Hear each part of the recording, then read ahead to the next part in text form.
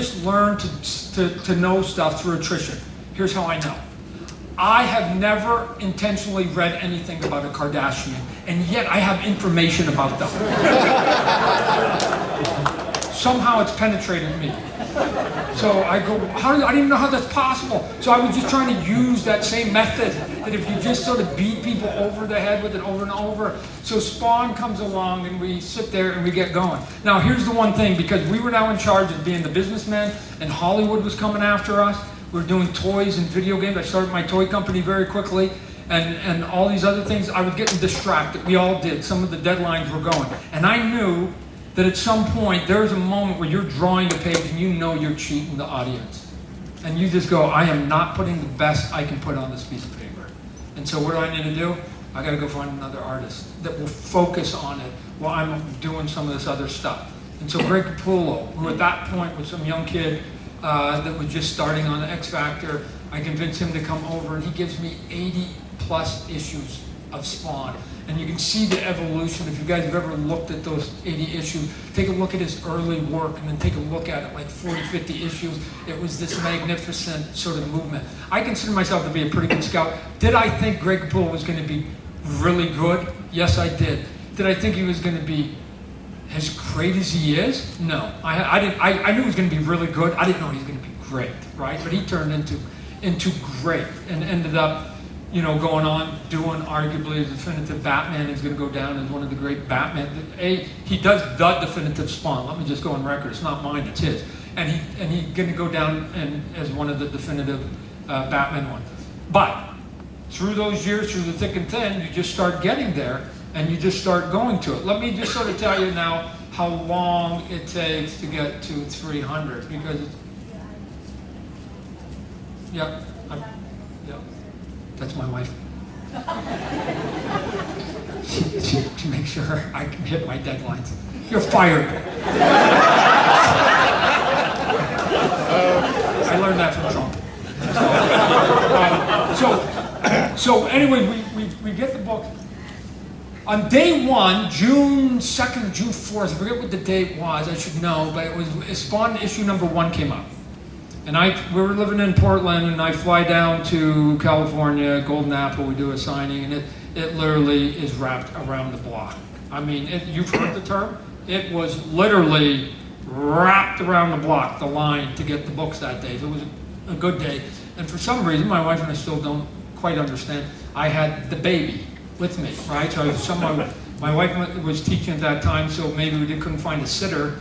So I took the baby with me. She was less than 1, like I had Cheyenne, the baby with me, and so all the pictures you see of me mostly, I'm sitting there signing with the baby, right? So years go by, we get up to issue 200, right there, and at 200 we go back to Golden Apple and we do sort of a reunion of it, and the LA Times comes and they're trying to do some article, big article, and I go, look, instead of trying to get in depth or geeky about comic books, for the layman, for the person who knows nothing about comic books or geeks or whatever, just, if you want to tell people the story of like what's happening, then we recreated the photo. And the photo, there was this photo that we had that was the store owner, myself, holding the baby, Cyan, and John Singleton, a director who just recently passed away. And then at 200, John Singleton came back to say, hey Todd, good on you. And the owner had passed away, but his son was there, and then my daughter had come. And at this point now, we're 20 years into it. And I go, all you have to do to tell your readers how long it takes to go, Todd's doing 200 issues or something, is to just say, look at the baby and look at the young lady. That's the same person. It took the growth of the baby to an adult, is what it is. We're now at 300. My daughter Cyan is now just started to become a surgeon in North Carolina. She's a doctor, and that was after taking a couple skip years off, one to work for the AmeriCorps and one to basically do some research. So she's a doctor plus 2 skip years. That's how long it takes to go from issue 1 to issue 300. 27 years of my life to get there, with a lot of great help from a lot of great people, so that we now can get to a point where issue 300 ties the record for the longest running creator-owned. People use the word independent. I don't care about independent. I care about creator-owned. That means we own it. So creator-owned comic book ever. And it will tie the record at 300 with, and here's the thing that's super cool to me, is it ties the record, world's record, not national North American, world's record at 300 with a book called Cerebus that was done by another fellow Canadian. Dave Sim did a book. So the record, the world's record is held by a Canadian, and at 301, that world's record is going to get broken by a Canadian. And it begs a question, what the hell is happening to the rest of the populace around the world, right? Why are we going to carry all this weight all the time?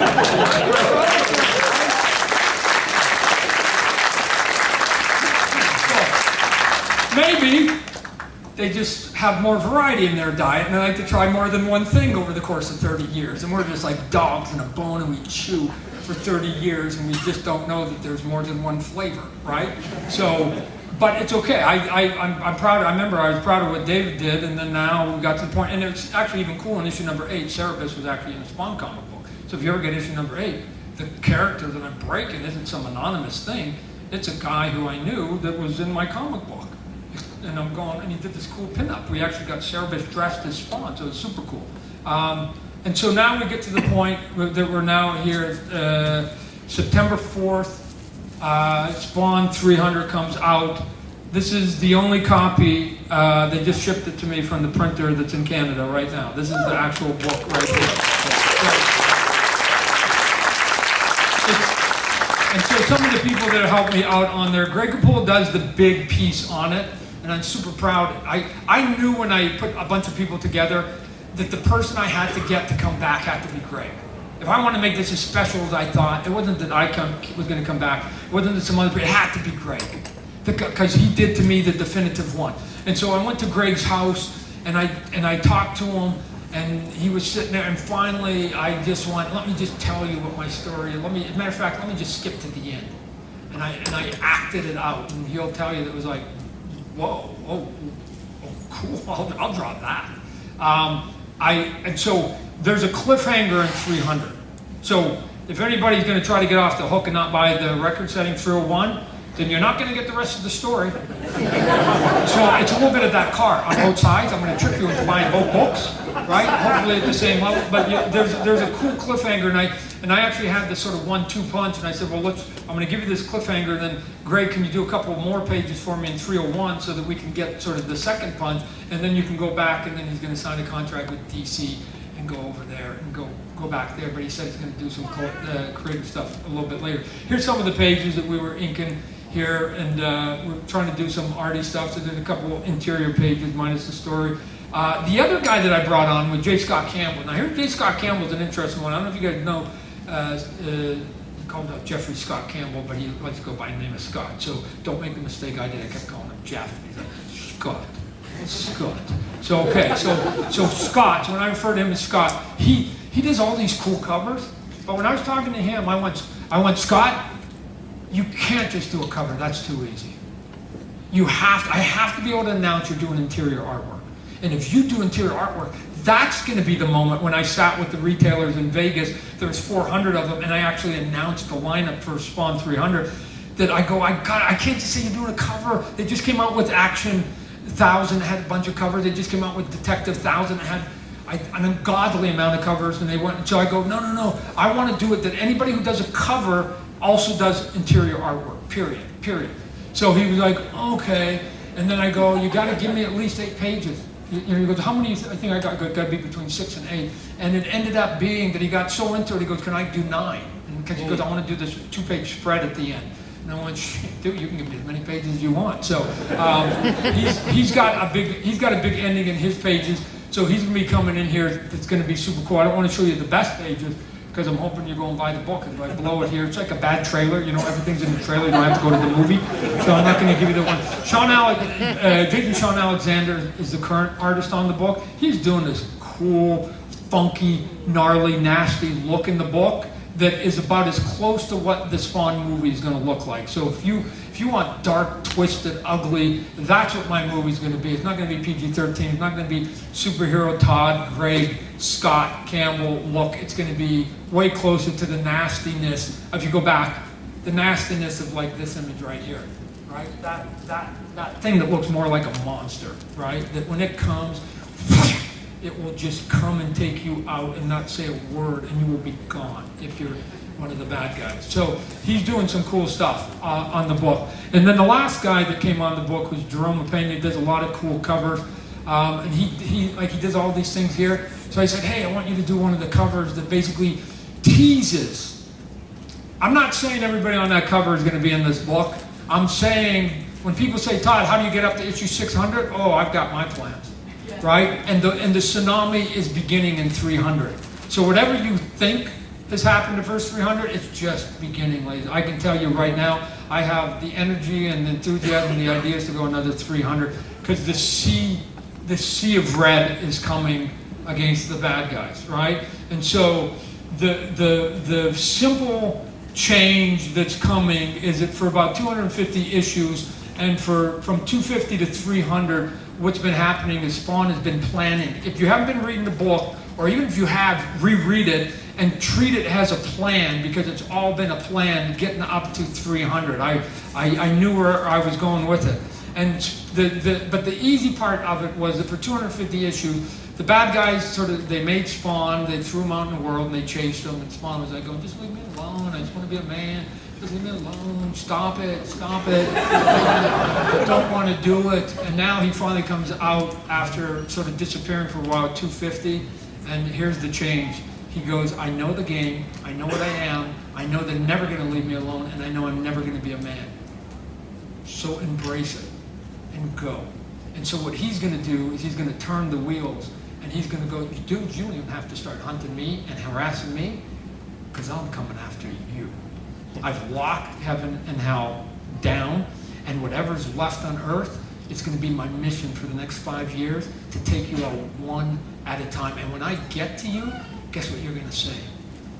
Remember how you used to torture me for 250 issues saying, hey, leave me alone, I'm going to come after you. And when I get to you, you're going to go, oh my God, please just leave us alone, just leave us alone. He's going to just get nasty and turn the wheels back on them. And that's the next wave, and all these characters that are the Spawns throughout time and throughout this 35 series of toys that I've done, all of those are open cannon fodder to eventually be able to get dropped into. If there can be a damn Marvel universe, there can be a DC universe, there can be a Spawnverse, there can be or a Spideyverse, there can be a Spawnverse, right? I'm going to create my Spawnverse, and we're going to populate this world on a bigger level, because he now knows this war is so big he can't do it as one man. He needs an army, and the army, he doesn't know quite now how big it's going to be, but the army's coming, and he's going to get help, right? And there's going to be some of the cool stuff on there, so we can go into other books and all of those. And that's it. And in 301, like I said, we set the record, and every issue thereafter becomes a record, right? So if you guys